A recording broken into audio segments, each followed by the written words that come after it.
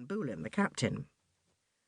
Tall, broad-shouldered and blonde, with the bluest eyes in the world, Ed ought to have been a Viking. He'd actually come from the Netherlands. He'd arrived in the UK in his teens with his sister, both intending to study fruit growing. She'd married and given up on the idea. I had a feeling they were no longer in touch, and he'd turned instead to landscape gardening and cricket, in whichever order. The Netherlands were a growing presence on the international cricket scene. Ed was the driving force of Wrayford CC. We'd had a lot to do with each other ever since I'd persuaded the governors to let the cricket club use the school playing field. I insisted it would benefit everyone, club, village and school.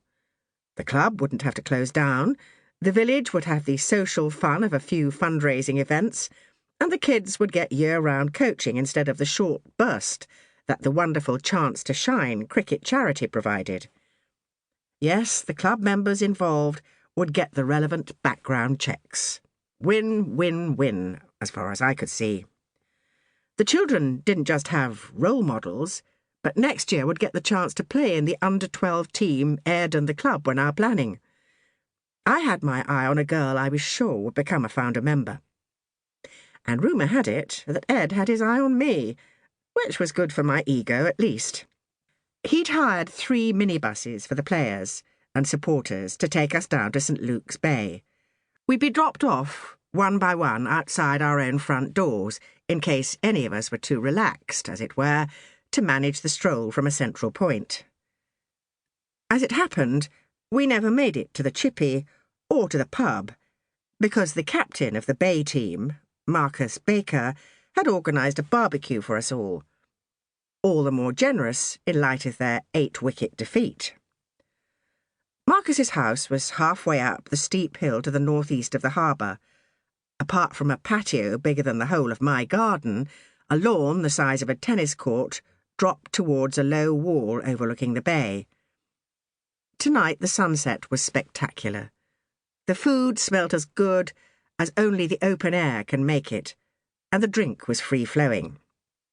But by now I could hardly do more than sip iced water. My head throbbed in time with the loud music. My eyes found even the fairy lights dazzling. I could no longer attempt to join in any conversation. Then one of the Bay's players, extremely drunk already, started jabbing me in the chest, complaining about a leg-before-wicket decision I'd made. He'd argued at the time, with a lot of obscene words to emphasise his point. And another short, equally unacceptable gesture had ended his tirade as his fellow batsman, mouthing his apologies to me, propelled him off the square towards the boundary. I shook my head. "Come on, Dennis. What's played on the pitch stays on the pitch," I whispered. "I could have bloody killed you!" The Bay umpire and another Bay player appeared, telling him it was time he left. He did, but not quietly. A couple of people came to offer their apologies. All I could do was smile pacifically, all the time longing for nothing more than paracetamol and my bed, with no one but Nosy the Bear for company, thank you very much. But I had to wait for the minibus home. If I tried to call a cab, someone would insist on driving me, which would break up an otherwise friendly party. So I looked for somewhere nice and quiet. Soon I found myself down by the back wall.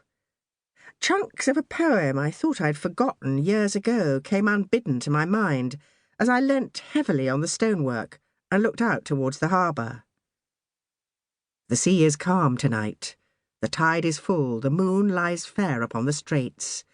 On the French coast the light gleams and is gone. The cliffs of England stand, glimmering and vast, out in the tranquil bay. Sweet is the night air.